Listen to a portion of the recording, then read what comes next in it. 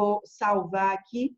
E olha só, eu quero tratar com vocês agora das hipóteses de cabimento da denunciação da lide. Então, a senhora falou de uma das hipóteses previstas, uma delas lá, prevista no artigo 125 do CPC, que é justamente quando o denunciante ele vai convocar, ele vai denunciar o denunciado, que é o terceiro, porque o contrato ou a lei obriga a uma restituição, a uma indenização, ou seja, o denunciante vai ter direito a exercer esse direito de regresso.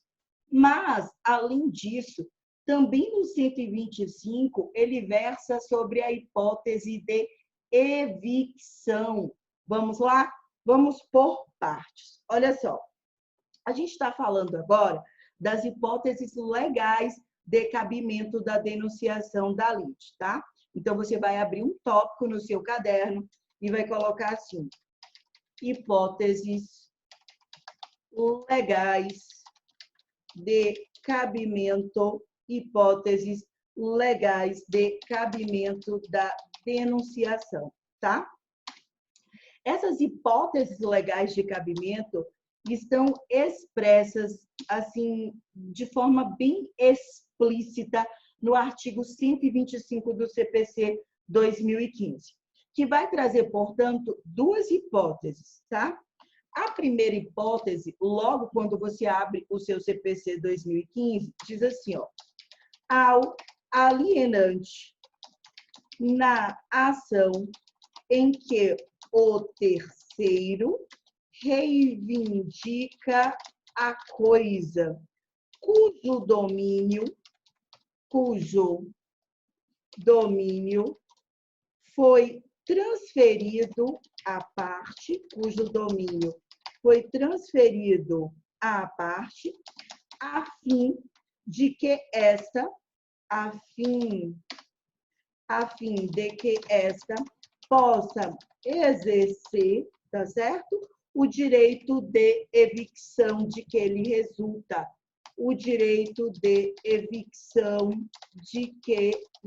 resulta. Não vai estar igualzinho como o que a Pro digitou, mas é essa mais ou menos a ideia. Então, lá no 125, quando você para ler, ele diz o seguinte, ó, quem é que pode denunciar da lide? Aquele que é alienante. Aquele que é alienante na ação em que o terceiro reivindica a coisa. Pense no alienante como aquele que está adquirindo a coisa. Vou dar um exemplo, tá? Vambert, você está aqui conosco, painho. Você é no outro. Beijos também, saudades. Olha só, então, quando a gente está falando do alienante, percebam, o alienante, pense aí como um comprador, um adquirente, ok? Então, pensa comigo, eu estou comprando um bem imóvel e, ao comprar um bem imóvel, um terceiro em um processo, ele está reivindicando a coisa, cujo domínio foi transferido à parte e esta pode exercer o direito de evicção que lhe resulta. Então, vou dar aqui um exemplo prático. Imagine o seguinte, o John vendeu um imóvel para o Roaldo. John vendeu um imóvel para o Roaldo. Beleza? Tranquilo? Ele fez um instrumento particular com firma reconhecida. O Código Civil diz que se for até 30 salários mínimos, o valor da transação ou mesmo o valor de avaliação do imóvel pode-se fazer por instrumento particular, não precisa pagar uma escritura pública, e aí você reconhece a firma e coloca as testemunhas instrumentárias, e acima de 30 salários mínimos, você tem que fazer por uma escritura pública. Sucesso? Isso vale para doação, compra e venda, permuta, dação em pagamento, tudo o que repercute na transferência de titularidade do bem, do imóvel. Saiu da minha propriedade, do meu domínio, eu não sou mais o titular real daquele direito passa a ser você. E a gente pode fazer isso por uma compra e venda, a gente pode fazer isso por uma permuta, a gente pode fazer isso por uma doação, por uma cessão, por uma dação em pagamento, enfim. E por aí vai. Beleza, meu povo? A ideia é, a gente está fazendo uma compra e venda. Eu estou te vendendo o imóvel, ok? Você comprou o imóvel, eu vendi esse imóvel. E daí, qual é o problema? O problema é que vai aparecer um terceiro e esse terceiro, ele vai dizer, olha, a Ingrid não poderia ter vendido o imóvel porque, na verdade, esse imóvel não é só dela. É dela e é meu, porque eu sou irmão da Ingrid e este imóvel a Ingrid adquiriu em virtude, por exemplo, de um inventário e partilha. Então, ela só tem parte desse imóvel. Ela não tem a totalidade do mesmo. Ela não poderia estar alienando sem a minha anuência, porque eu sou condômino dela, eu tenho uma cota parte, uma fração ideal de 50%. Então, imagina que este terceiro, ele está reivindicando a coisa do John. Esse terceiro, ele aparece e ajuiza um processo em face do John. Esse meu irmão vira para o John e diz assim, poxa, John, como é que pode isso, meu brother? Isso é um absurdo, cara. Você não poderia ter comprado o imóvel da Ingrid, sendo que, presta atenção, a Ingrid teria direito a 50% do imóvel, eu 50% do imóvel, porque este imóvel, a gente só adquiriu a propriedade porque nossos pais faleceram, tá? Foi uma sucessão mortis causa e no inventário e partilha, continua comigo, no inventário e partilha, Ingrid ficou com 50% em condomínio comigo. Olha que interessante. Segundo o Código Civil, os co-herdeiros têm direito de preferência. Então, se a Ingrid quisesse alienar a cota parte dela, ela teria que primeiro oferecer para o irmão e vice-versa. E tem que se provar que exerceu o direito de preferência. Se o irmão não quis comprar, ela vende para outra pessoa, mas tem que ter anuência do irmão. Por que tem que ter anuência do irmão? Porque o imóvel não está demarcado. Eles estão em condomínio, em copropriedade. O imóvel não é só de Ingrid. O imóvel é de Ingrid, está gravando. O imóvel é de Ingrid e do irmão de Ingrid, o Diego. Beleza, meu povo? Deu para acompanhar? A Ingrid poderia ter feito algo que chama de demarcatória e divisão amigável. É quando eu extingo o condomínio. Então, a gente pode extinguir o condomínio por escritura pública e dizer aqui, ó, tá vendo essa terra, esse pedaço de terra? Daqui até aqui é da Ingrid, daqui até aqui é do Diego. E isso vai ser registrado no cartório de registro de imóveis. A gente vai dizer qual a área, qual a medida perimetral, quem são os confrontantes. Inclusive, vai se gerar 2 matrículas. Perceba que em condomínio, qual é a propriedade? Essa, que é o todo, Ingrid e Diego são proprietários. Então, das duas, uma. Ou a Ingrid vende na fração ideal, mas com a anuência do Diego, inclusive quem comprar vai ser proprietário junto com o Diego em condomínio, assumindo o lugar da Ingrid. Ou então, ela teria que fazer, eu teria que fazer uma demarcatória, individualizar a cota parte do imóvel ali para que eu pudesse vender sem ter que depender da anuência do Diego. Fato é que eu vendo, não faço nada disso e ainda vendo 100% da totalidade.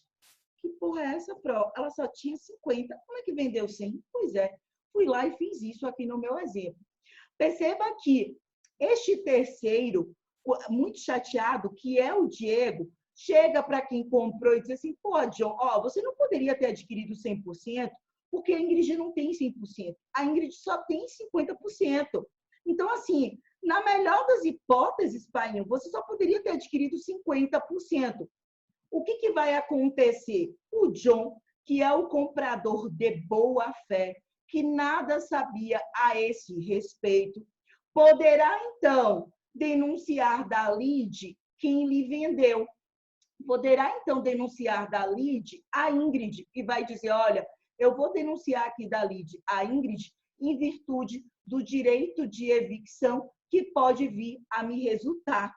Esse direito de evicção, que eu não sei se vocês já ouviram falar, e que está previsto lá no nosso Código Civil. E diz, olha, a evicção é a perda da titularidade de um bem, e aí pode ser bem móvel, bem imóvel, em virtude de uma decisão administrativa ou de uma decisão judicial, e em virtude da evicção, eu vou poder reaver o que foi gasto com a aquisição daquele bem, beleza?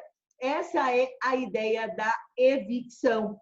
Então, quando você vai lá para o artigo 125, e às vezes em uma primeira leitura, para quem não tem tanta intimidade com o direito, não fica tão claro, o que eu quero que você compreenda é o seguinte, quando ele está dizendo assim, ó, ao alienante, na ação em que o terceiro reivindica a coisa, cujo domínio foi transferido à parte, a fim de que esta possa exercer o direito de evicção de que lhe resulta. Então, o domínio foi transferido para o John. O John vai exercer o direito de evicção de que lhe resulta, beleza? É como se o John estivesse dizendo, pô, peraí, eu paguei, eu fiz minha parte, eu estava de boa fé, estava tudo certinho, eu não tenho culpa, ó, eu comprei e estava tudo sucesso da Bahia. Então, ô Ingrid Gil, você que me vendeu, que parece que cometeu essa falcatrua, a gente chamaria até de uma fraude, ou a depender de uma simulação, a gente teria que ver na prática como foi que aconteceu, verdadeiramente, ambos defeitos do negócio jurídico, né? Se ela fraudou ou se houve uma simulação, ou seja, Ingrid, vem aqui porque amanhã você vai ter que me indenizar a esse respeito. Percebam que a evicção é um instituto do direito civil. Está previsto, salvo engano, lá no artigo 447 do Código Civil. Então, vamos lá. Evicção, tá? Está prevista no artigo 447 do Código Civil, tá certo?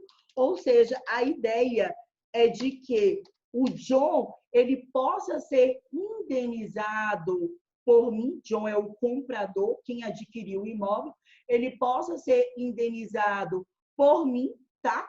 Já que possivelmente ele terá que devolver a propriedade desse imóvel aí, ou parte desse imóvel para o Diego, ou até ele terá que pagar duas vezes, porque se ele quiser ficar com a integralidade do imóvel, ele vai ter que comprar os 50% do Diego. Então, a ideia da denunciação da Lídia é, porra, Ingrid Gil, peraí, manhã, não dá. Eu paguei 100 mil porque eu estava comprando 100%. Se, na verdade, você só poderia me vender 50 mil, então passe para cá e me restitua os outros 50 mil.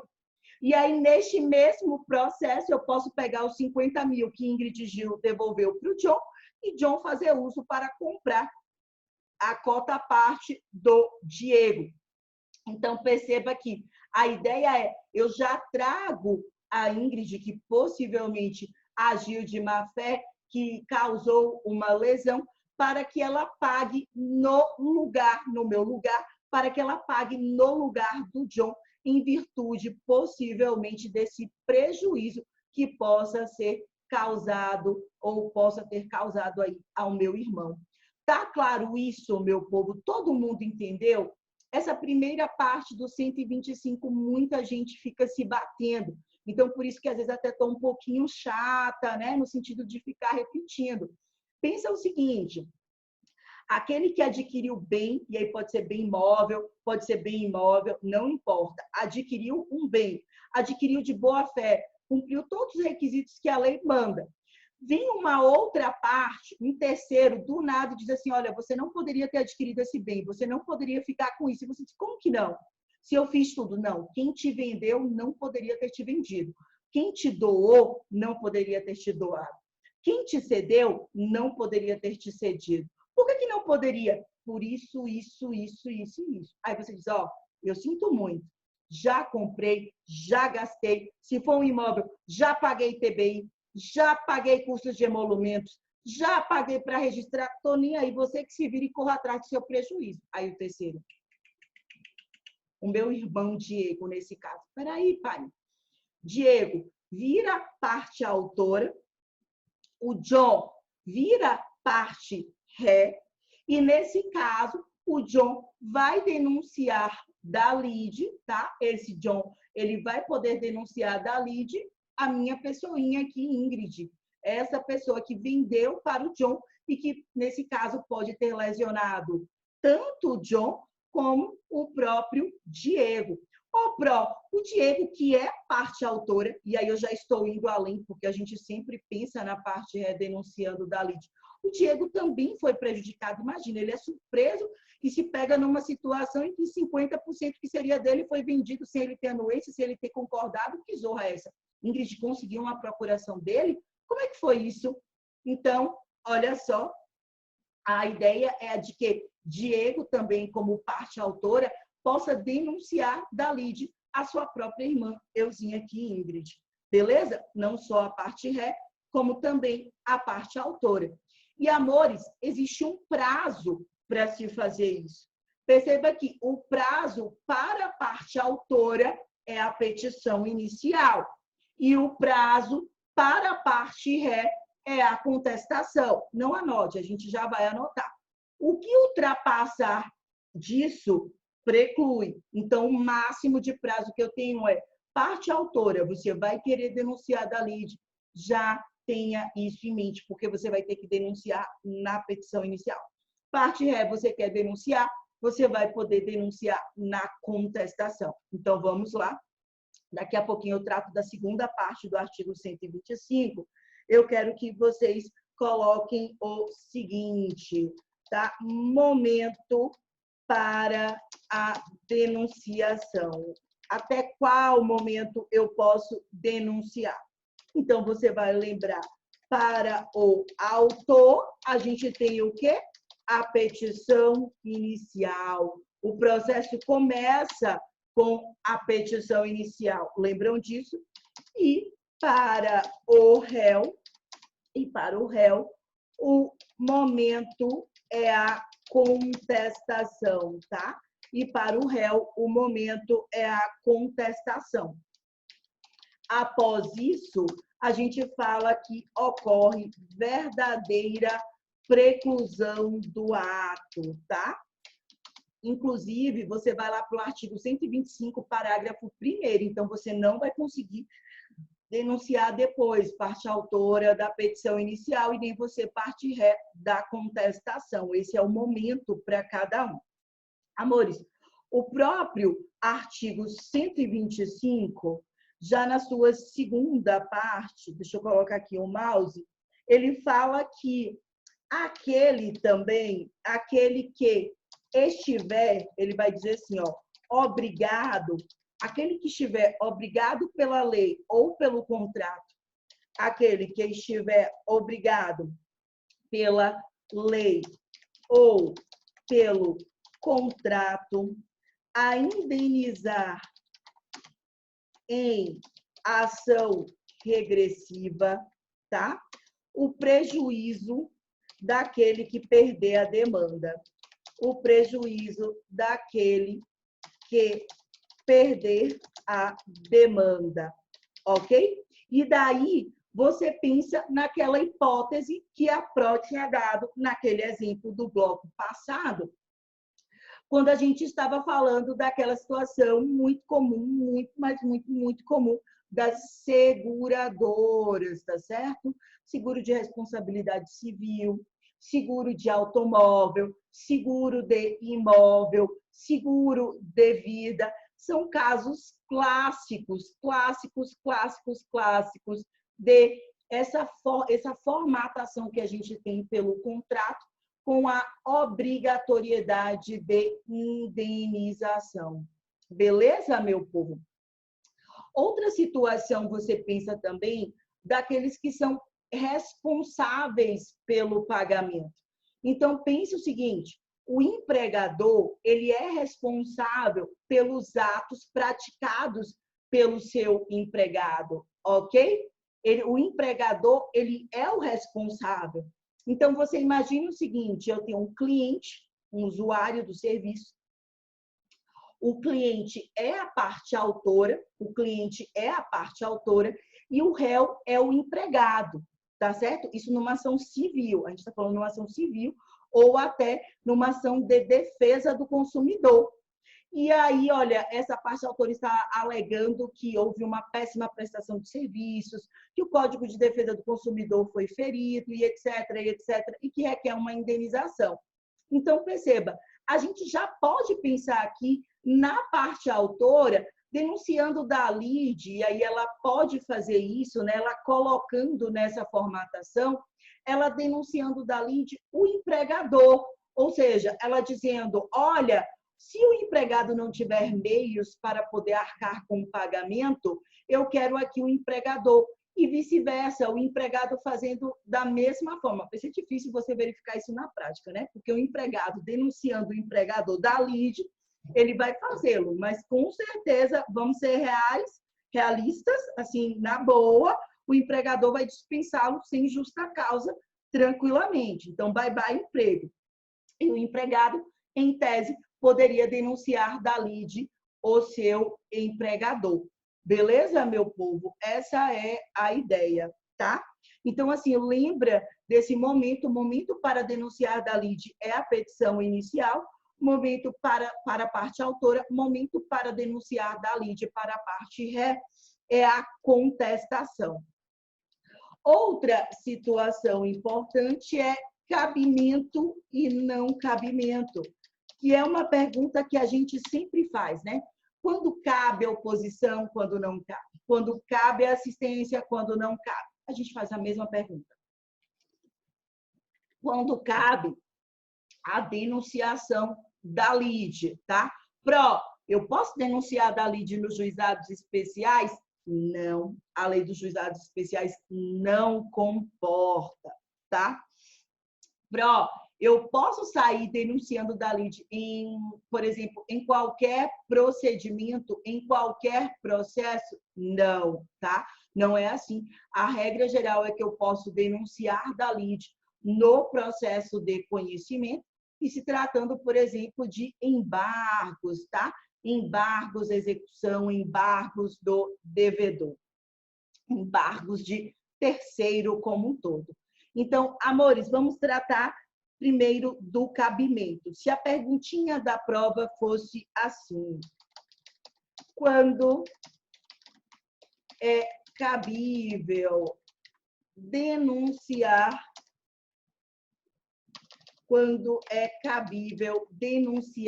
a lide?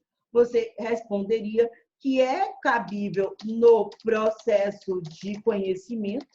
E quando a gente está falando do processo de conhecimento, a gente está falando desde a petição inicial, perpassando pelas audiências até que seja proferida a sentença. É cabível também nos embargos à execução, tá? Então, eu quero embargar, eu quero fazer paralisar aquela execução forçada. Executar é cobrar, tá? Então, nos embargos, o que eu vou de encontro à execução, eu posso denunciar da lide. Embargos de terceiros, eu posso denunciar da lide, não tem problema, tá? Agora, e quando é que não cabe, tá? Quando, seria aqui a pergunta, não é possível, quando não é possível denunciar a lide, a gente já sabe, né?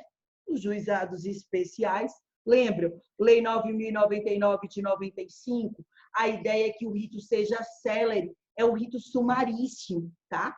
Então, na denunciação da lide, a gente vai ver que o prazo para apresentação de resposta é um prazo diferenciado, 30 dias na mesma comarca, 60 dias em comarcas distintas, tá bom? Como tem um prazo diferenciado, não dá para fazer uso da denunciação da lide nos juizados especiais.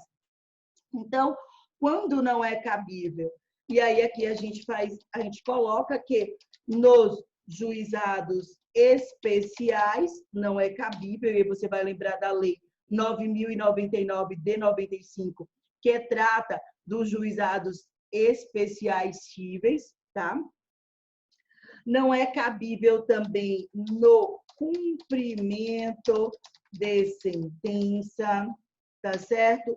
No processo de execução também não é cabível. Então, cumprimento de sentença, etapa de liquidação de sentença, no processo de execução, nada disso não é cabível. Tomem muito, mas muito cuidado, tá bom? Amores, uma outra coisa importante é o seguinte, no momento que eu vou propor a denunciação da lide, o juiz ele vai ter que dizer se ele recebe ou se ele não recebe a minha denunciação da lide. Ou seja, pensa sempre assim, ó, tem que ser racional. O próprio terceiro propôs a intervenção de terceiro. Exemplo, oposição. Lembra? A oposição, o cara vem de fora e diz, chega autor, chega réu, abre espacinho que eu estou entrando. Então, a petição inicial da oposição tem que ser apreciada pelo juiz. Beleza?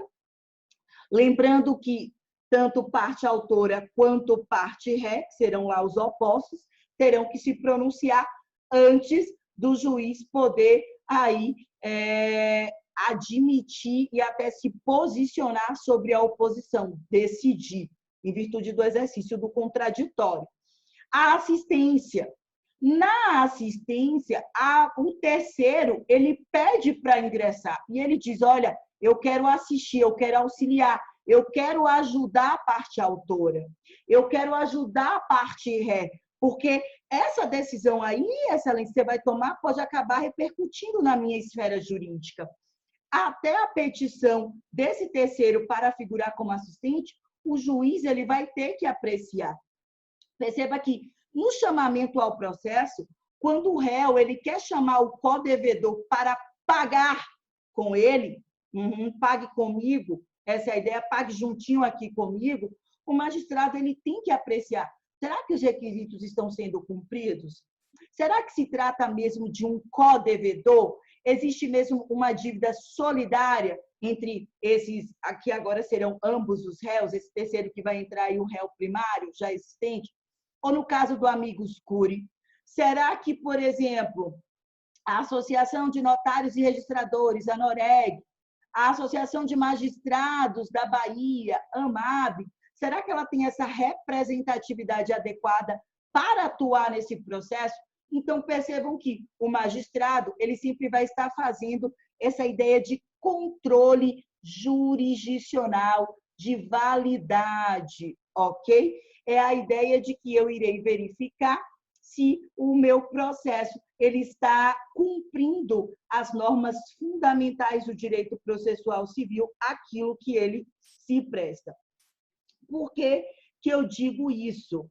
Porque o magistrado ele vai ter que se pronunciar para dizer se ele vai recepcionar ou não essa intervenção de terceiro, que é a denunciação da lide, ok? Então, desta decisão do magistrado que diz, beleza, ó, lindo, cumpriu todos os requisitos, estou aceitando a denunciação da lide. Ou da decisão que diz, não recepciono a denunciação da lide, será cabível um recurso. Esse recurso vocês já conhecem no sentido de saber da existência dele, que é o agravo de instrumento, ok? Então, vamos anotar isso, você vai colocar, bora, bebê, estamos acabando, força na caneta, tá certo? Você vai colocar assim, da decisão que recepciona ou não a denunciação, tá certo?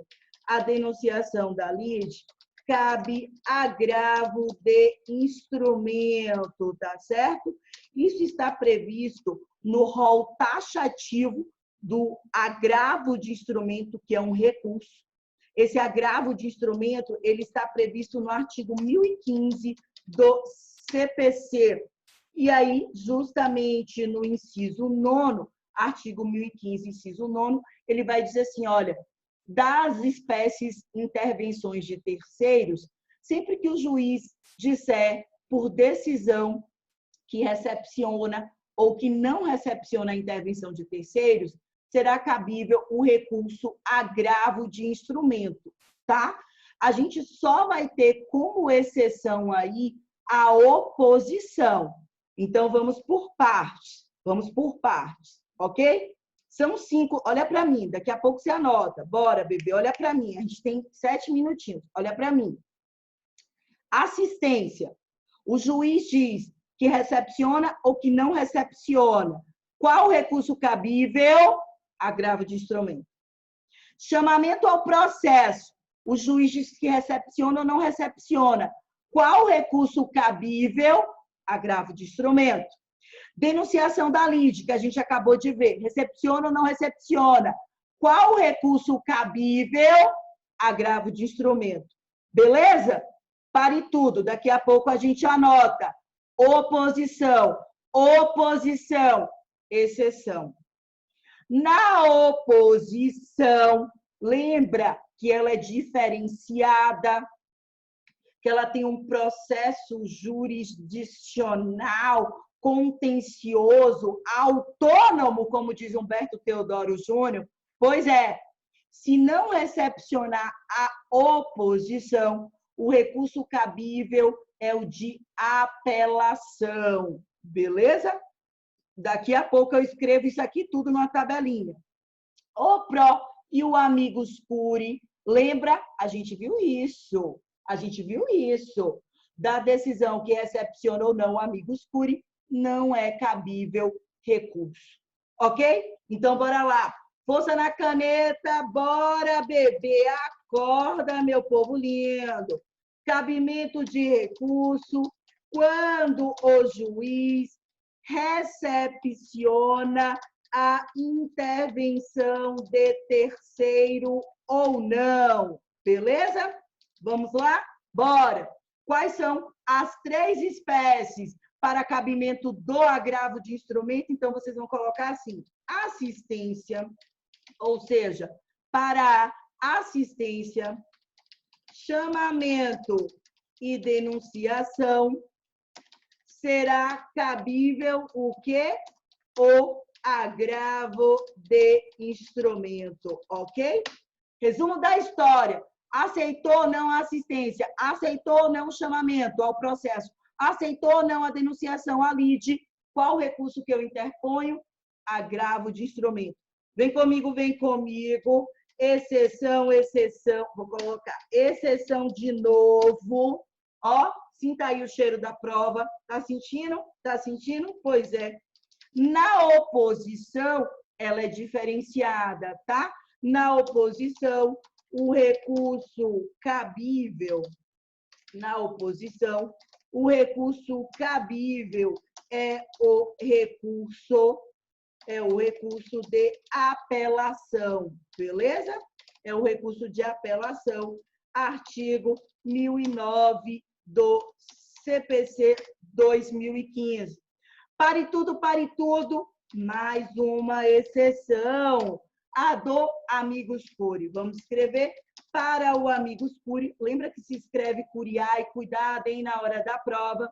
Para o amigos curi, não cabe recurso da decisão do juiz que recepciona ou não essa espécie de intervenção de terceiros. Beleza, meu povo? Tá claro aqui? Sucesso? Massa. O pró, o juiz recebeu a denunciação à lide. E aí, pró, esse terceiro que vai ingressar com denunciado, como litis denunciado, Qual o prazo que ele tem para oferecer resposta? Ele tem um prazo de 30 dias, se a gente estiver diante da mesma comarca, e se for de comarcas distintas, o processo está ocorrendo em Montanha. E esse denunciado, ele reside em Pinheiros, ele reside em Nanuque, Minas Gerais. O prazo passa a ser de 60 dias. Beleza, meu povo? Vamos anotar isso aqui. Você vai justamente dizer que o litis denunciado é citado para responder, em 30 dias, tá? Ou 2 meses, se residir em comarca distinta, né? Comarca distinta da comarca na qual tramita o processo, tá certo? Quando a gente vai para o artigo 127, ele vai dizer assim, olha, o que acontece quando quem formula a denunciação da lide é a parte autora. Então, se a denunciação é formulada pelo autor, se é formulada pelo autor, a gente vai observar o que está posto no artigo 127 do CPC 2015, tá? Se, contudo, a denunciação ela é formulada pela parte ré, se a denunciação é formulada pelo réu, a gente vai observar o que está posto no artigo seguinte, que é justamente o 128, tá? Inclusive, eu coloquei para vocês de forma detalhada no meu esqueletinho que eu digitei para vocês. E algo que é de extrema importância está no 129, que é a sentença, tá? Artigo 129. Fala que essa sentença na denunciação da lide, ela contém mais de uma decisão, ou poderá conter mais de uma decisão. Porque, perceba, se quem denunciou é vencido, ou seja, vencido o denunciante, ele vai ter que arcar. Se ele vai ter que arcar com o pagamento de algo, uma obrigação de pagar algo, então o juiz ele vai ter que entrar no mérito da denunciação da lide, ou seja, se ela procede ou não. Se esse réu vai ter que pagar alguma coisa, ou o denunciante vai ter que pagar alguma coisa, ou o denunciado, o terceiro que está ingressando aí. Se, por sua vez, o denunciante ele sai vencedor, está prejudicada a denunciação, porque daí não tem pagamento nenhum. Então, uma seguradora não vai ter que ser responsabilizada, nem nada disso, tá? Por isso que se fala que ela tem um conteúdo dúplice, a sentença na denunciação da lide, assim como tem um conteúdo dúplice no chamamento ao processo. Beleza, meu povo? Menos de 1 minuto, a nossa live aí já quase sendo encerrada. Estudem o material postado, vejam os vídeos mais de uma vez, tá bom? E desejo aí absoluta